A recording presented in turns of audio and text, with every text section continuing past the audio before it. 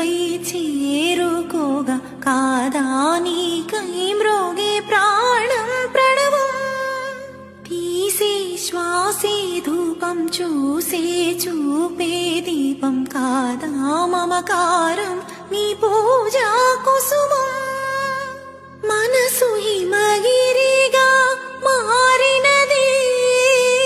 మనసు హిమగిరిగా మారినది